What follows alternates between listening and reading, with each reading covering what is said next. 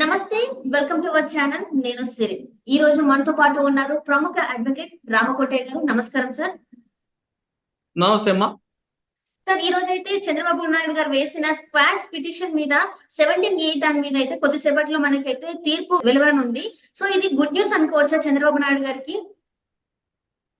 దరిదాపు మన ఆంధ్ర ప్రజానీకంతో పాటు తెలుగు ప్రజానీకం మొత్తం కూడా రెండు రాష్ట్రాలు, ప్రపంచంలో ఉన్నటువంటి వివిధ దేశాల్లో ఉన్నటువంటి తెలుగు వారి మొత్తం కూడా సంక్రాంతి ఎప్పుడు వస్తుందా అనే దానికన్నా కూడా చంద్రబాబు నాయుడు గారి తీర్పు ఏ విధంగా ఉండబోతుందని ఆసక్తిగా ఎదురు చూస్తా ఉన్నారు. భారతీయుల్లో కూడా ఎక్కువ మంది కూడా ప్రజాస్వామ్యవాదులు, ఆంధ్రప్రదేశ్ సంబంధించిన వాళ్ళే కాకుండా తెలుగు వారే కాకుండా యావత్ భారతదేశం మొత్తం కూడా ప్రజాస్వామ్యాన్ని, ప్రజాస్వామ్య భావజాలం కలిగిన ప్రజాస్వామ్యవాదులు కూడా ఈ తీర్పు కోసం ఆసక్తిగా ఎదురు చూస్తా ఉన్నారు.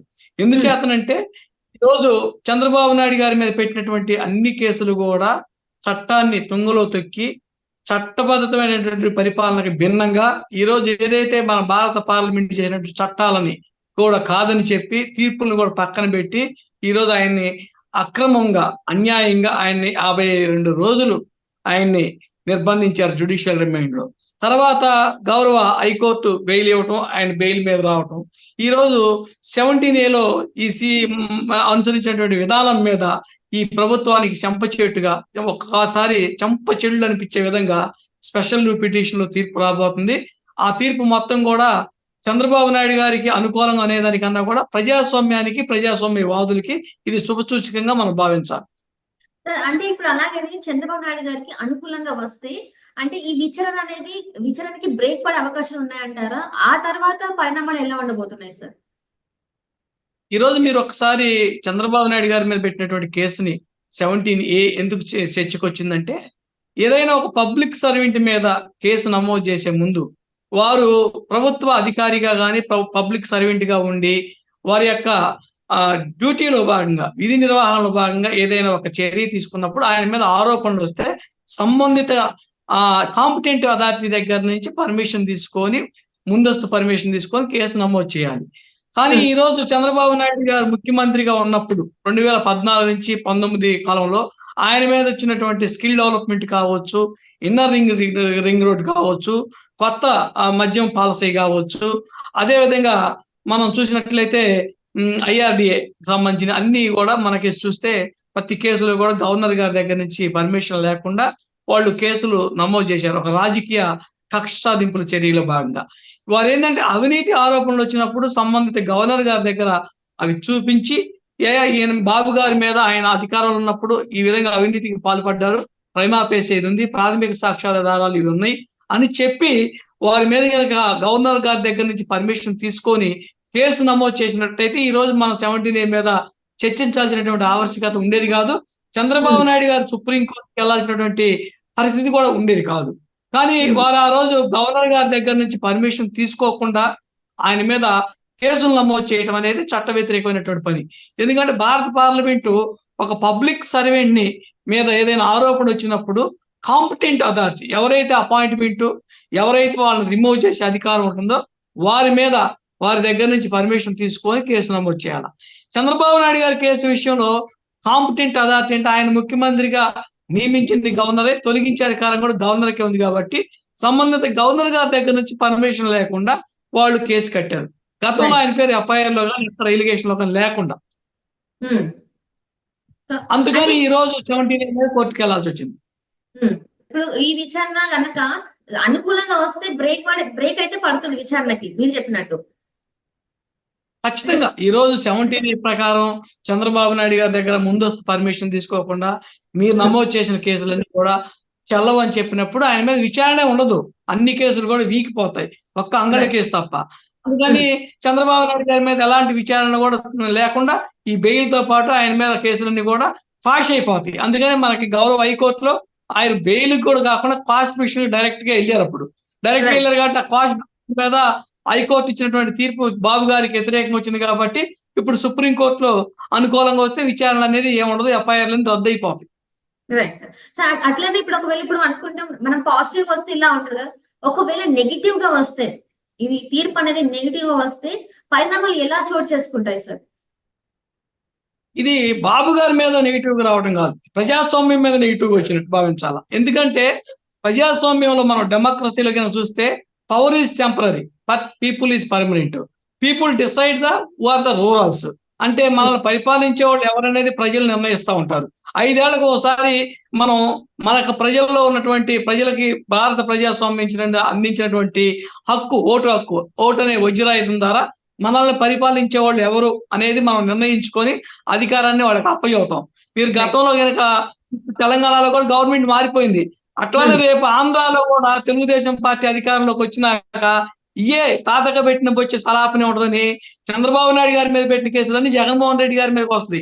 ఆ రోజు జగన్మోహన్ రెడ్డి గారు 17 అని మళ్ళీ ఎదురు చూడాల్సిన పరిస్థితి వస్తుంది. రేపు మోడీ గారు ప్రధానమంత్రిగా ఉండాలనే లేదు. రేపు దిగిపోయి మళ్ళీ రాహుల్ గాంధీ గారు ప్రధానమంత్రి అయితే మళ్ళీ 17 గురించి వాళ్ళు కూడా పరితపించాల్సిన పరిస్థితి వస్తుంది. అందుకని ఈ రోజు బాబు గారు ప్రతిపక్ష నాయకుడిగా ఉన్నారా, జగన్మోహన్ రెడ్డి ముఖ్యమంత్రిగా ఉన్నారా, రేపు బాబు గారు ముఖ్యమంత్రిగా ఉంటారా, జగన్మోహన్ రెడ్డి గారు ప్రతిపక్ష నాయకుడిగా ఉంటారని కాదు. ఒక రూలు భారత పార్లమెంట్ ఏదైతే చెప్పిందో ఆ చట్ట ప్రకారం, ఆ చట్టం నిర్దేశించిన ప్రకారం ఒక అధికారి మీద, ఒక పబ్లిక్ సర్వెంట్ మీద అవినీతి ఆరోపణలు వచ్చినప్పుడు ముందస్తు పర్మిషన్ కాంపిటెంట్ అథారిటీ దగ్గర తీసుకోవాలని చట్టబద్ధంగా వాళ్ళు కేసులు కట్టలేదు కాబట్టి చట్ట ప్రకారంగానే సుప్రీంకోర్టు తీర్పు చెబుతుంది. ఖచ్చితంగా బాబు గారికి అనుకూలంగా వస్తుంది. ఇందులో నెగిటివ్ గా రావడానికి అవకాశమే లేదు. అట్లనే ఇప్పుడు చూస్తున్నట్టయితే ఈ తీర్పు ఒక ల్యాండ్ మార్క్ గా భావిస్తున్నారా సార్? అంటే ఈ వచ్చే తీర్పు ఏదైతే ఈ తీర్పు ఉందో దీన్ని ఒక ల్యాండ్ మార్క్ గా పరిగణించే అవకాశాలు ఉన్నాయంటారా? అంటే పరిగణిస్తే ఎందుకు పరిగణించాలి?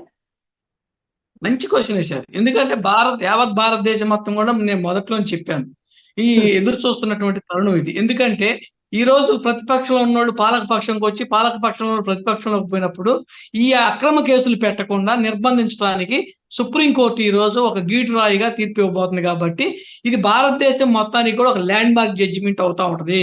గతంలో మనం చూసినట్టయితే SR Bommai versus state of Karnataka అని, అదేవిధంగా Maneka Gandhi versus state of union of India అని, అలాంటి అనేకమైనటువంటి కేసులు ల్యాండ్ మార్క్ జడ్జిమెంట్స్ వచ్చి ఒక దిశ భారతదేశానికి మార్చినాయి.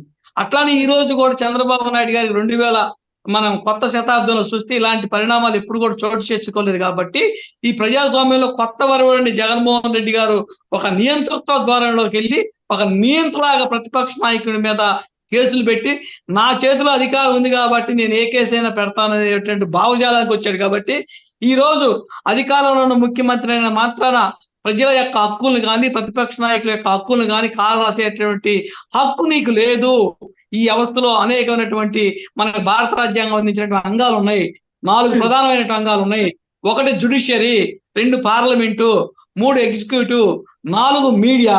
ఈ 4 కూడా ఒకరి పరిధిలోకి ఒకరు వచ్చి యాక్ట్ చేస్తే ఊరుకోదు అనే దానికోసం దాన్ని కాకపోలా కుక్కగా జుడిషియరీ ఉంది కాబట్టి జుడిషియరీ దాన్ని సరిచేస్తుంది అనేటటువంటి నమ్మకం నాకు ఈ రోజు ఉంది. కాబట్టి the judiciary is watching the our the constitution.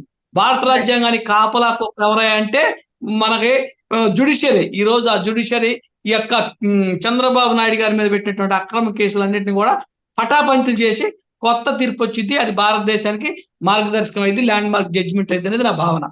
Right sir. Sir అట్లనే ఇప్పుడు చూస్తున్నట్టు ఒకవేళ ఇప్పుడు బాబు గారికి పాజిటివ్ వచ్చింది అనుకోండి తీర్పు, ఆయన రివర్స్ గా మళ్ళీ సర్కార్ మీద కేసు పెట్టవచ్చా? అంటే ఇప్పుడు ప్రజెంట్ ఎవరైతే బాబు గారి మీద కేసు పెట్టారో వాళ్ళ ఈ సర్కార్ మీద కేసు పెట్టే ఛాన్సెస్, అవకాశాలు ఉన్నాయంటారా? ఇప్పుడు ఆ జడ్జిమెంట్ లో ఇచ్చేటువంటి ఫైండింగ్ మీద ఆధారపడి ఉంటుంది. ఎప్పుడైతే బాబు గారి మీద అక్రమ కేసులు, ఫాల్స్ కేసులు ఇంప్లికేషన్ అనేది ఒక ఫైండింగ్ ఇస్తేనేమో అది ఒక పద్ధతి, లేదు ఇంకో ఫైండింగ్ ఇస్తేనేమో అదే ఒక పద్ధతి. అంటే సుప్రీంకోర్టు రేపు ఈ రోజు చెప్పబోయేటటువంటి తీర్పులో ఇచ్చేటువంటి డైరెక్షన్ బేస్ చేసుకొని చంద్రబాబు నాయుడు గారి యొక్క ఫర్దర్ యాక్షన్ అనేది ఉంటుంది అనేది నా భావన. చాలా వరకు ఏంటంటే ఇప్పుడు మన జగన్ గారు అంటే జగన్ గారా లేకపోతే ఇంకే ప్రభుత్వం అనుకున్నా కూడా ఏంటంటే సరైన ఎంక్వైరీ చేయకుండానే, సరైన పర్మిషన్ తీసుకోకుండానే బాబు గారి మీద ఈ కేసు పెట్టారు అని చెప్పేసి మనకు వార్తలు వస్తున్నాయి. సో ఇలాంటి సమయంలో కేసు పాజిటివ్ గా వస్తే తిరిగి ఇప్పుడు పరువున అంటే ఒక ఎక్స్ చీఫ్ మినిస్టర్ తను ఏపీకి కావచ్చు 40 years ఎక్స్పీరియన్స్ ఉన్న ఒక బాబు గారి మీద ఇలాంటి కేసులు పెట్టడం ద్వారా అంటే మన సొసైటీకి ఏం చెప్తున్నారు అనేది ఇప్పుడు చాలా అవసరం కదా సార్ మనకి. ఖచ్చితంగా. ఇప్పుడు ఎందుకంటే ఆయన ఈ దేశానికి, ఈ రాష్ట్రానికి మనం ఒకసారి చూసినట్టయితే టాప్ మన సీనియర్ పాలిటీషియన్. ఎందుకంటే మోడీ గారి కన్నా కూడా ఆయన చాలా సీనియర్. భారతదేశానికి చంద్రబాబు నాయుడు గారు ఒక ఆర్థికంగా కొత్త న్యూ ఎకానమీ కానీ కొత్త ఆర్థిక సరళీకృత ఆర్థిక విధానాలు పివి నరసింహరావు గారి తర్వాత ప్రవేశపెట్టి భారతదేశంలో ఉన్న మిగతా రాష్ట్రాలకు కూడా ఒక ఆదర్శమైనటువంటి పరిపాలన అందించినటువంటి వ్యక్తి. ఈ రోజు విభజించబడిన రాష్ట్రాన్ని కూడా ఒక దిశ నిర్దేశించి కొత్త పరిపాలన చూపించాలనే వ్యక్తి. ఆయన తీసుకున్నటువంటి మన పాలసీస్ అన్ని కూడా ఎక్కడా కూడా విధానపరంగా కేబినెట్ అప్రూవ్డ్ తోటి అన్ని జీవోలు పాస్ చేసి అంతా కూడా ట్రాన్స్పరెంట్ గా మొత్తం కూడా అకౌంట్ కి అమౌంట్స్ ట్రాన్స్ఫర్ చేశారు. ఎక్కడ కూడా ఆయన అకౌంట్ కి రూపాయి వచ్చినట్టు దాఖలాలు లేవు.